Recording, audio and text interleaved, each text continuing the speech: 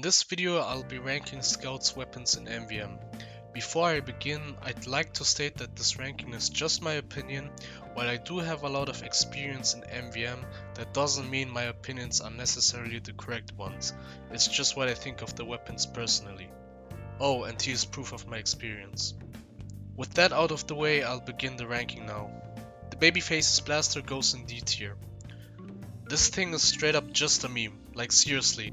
How are you going to be able to use it, especially in MvM? Not only are you just slower by default, but when you actually do manage to get some sort of speed, it's just gonna go to waste anyway. Because you either got hit by a single bullet from across the map, or you had to double jump to collect cash or something. The only reason this isn't an F tier is because it is kinda fun to run around with very high speed and collect all of the cash, assuming you can dodge the incoming damage. The backscatter goes in C tier. The backscatter is too situational to use. You have to try to get behind the back, and that doesn't always work out because you either can't even get behind them without getting blown up to pieces, or when you actually do manage to get the advantage, the other bots who are behind you are just going to target and kill you. The best map to use it on is Manhattan, on the lower level, right behind where they drop, up against the wall. This way, you can easily shoot them from behind, and most of the time they won't even turn around, assuming your team is with you. The Force of Nature goes in F tier. Let me tell you something about knockback in MvM. No one likes it, at least no one who's sane. It's very annoying, and that includes all sorts of knockback. Your team needs to actually kill the bots, so when they get knocked back and start hopping around left and right, then killing them makes it even more difficult than it needs to be. Imagine if you had a sniper on your team while you have this equipped. God help that sniper, because you definitely aren't with the Force of Nature. The Scattergun goes in A tier. The Scattergun is a reliable weapon for mowing down bots. Without any upgrades, it has 6 shots, which none of the other primaries have. So upgrading the clip size isn't too much of a concern with the Scattergun. There's no downside to using it, but there is a better primary to use for MvM, which I'll get to now. The Soda Popper goes in S tier. This is the primary you want to use when playing Scout. The faster firing speed and reload time give you a better opportunity to deal damage, but the best part is its ability to be able to do multiple air jumps when your hype meter is full. You can get to higher places more easily if you need to collect some cash, but a way better method is taking aggro. What I mean by that is that you can make the bots focus on you by standing in front of them. Then when they notice you, you use your ability to basically outjump their attacks. By doing exactly that, it gets difficult for the bots to hit you. Your team won't have to worry about getting attacked and therefore can go in to deal damage. The Shortstop goes in B tier. Remember how I just talked about knockback in MvM? Yeah, let's just forget about the shove ability on this weapon. The fact that the push force increases isn't very good either. Getting pushed around by explosives and air blasting pyros could hinder you from collecting the cash or dealing damage. But other than that, it does good damage. It can even deal more damage than the Soda Popper when it's fully upgraded, especially in mid-range. It's not as effective when it's being used in short range. Therefore, this could be the perfect weapon for people who aren't comfortable getting too close to bots, while still dealing great damage. The Bonk goes in B tier.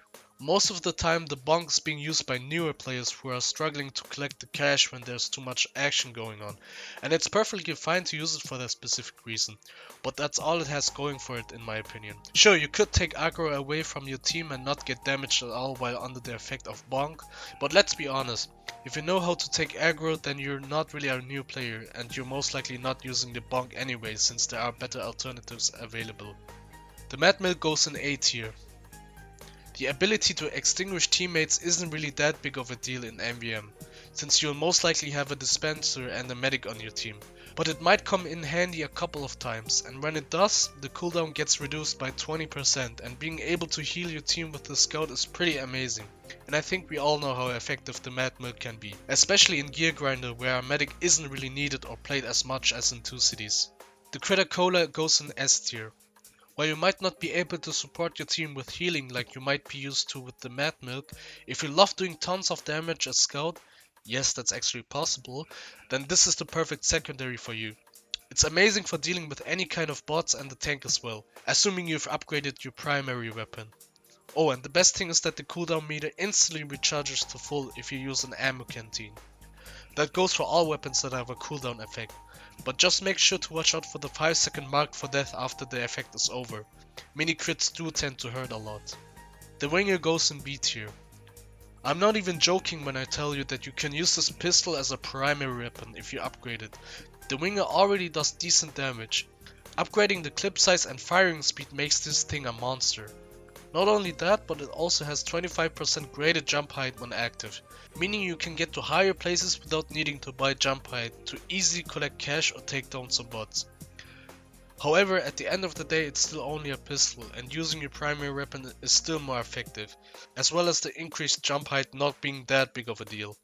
The Pretty Boy's pocket pistol goes in D tier.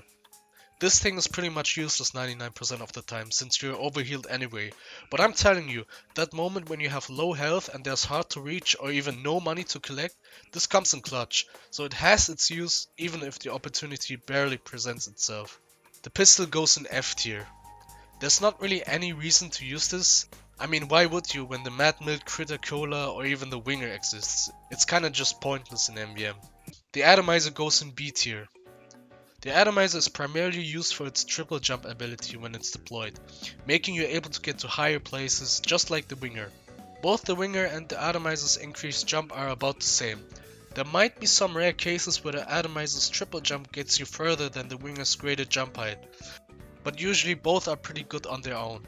However, the Atomizer is a melee weapon whereas the Winger is a secondary, and since secondaries are more important than melees, you'd probably want to use the Atomizer if you want the increased jump, and just pick a better secondary. The Candy Cane goes in C tier. The Candy Cane is a great support weapon for you and your team. The small health packs that drop on kills can help you and your team get a little HP back. The more bots you destroy, the better the Candy Cane gets. And you're especially going to need those small health packs if you're not an experienced scout player, since the downside of this weapon is taking 25% more damage from explosives, and that's pretty huge, especially in MvM with all of the soldier and demo bots. I'd say you should only equip this if you're good at dodging explosives, because then the Candy Cane not only supports you and your team, but the downside isn't as punishing. The Sandman goes in B tier. The Sandman is actually a pretty decent weapon to support your team with. Not only does it have an upgrade to mark targets for death when you hit them with the ball, it also gives you the ability to stall the bots if you hit them with your ball at a great distance, and I'm talking about a very great distance. Normally your ball just slows down targets, which isn't really that big of a deal. But if you manage to hit them from a far distance, they get stunned. Small bots get fully stunned, making them not able to attack and stand still for a couple of seconds. Giant robots however can still attack, but can't move at all when hit, making it easier for your team to land shots, especially if there's a sniper in your team. Using the Sandman is pretty fun, and the minus 15 health won't matter when you're overhealed. The only problem is that the Marked for Death upgrade is pretty expensive at 500 credits, while the Fan of War can do exactly that for free. Speaking of the Fan of War, the Fan of War goes in S tier. Now this is what I call a perfect support weapon.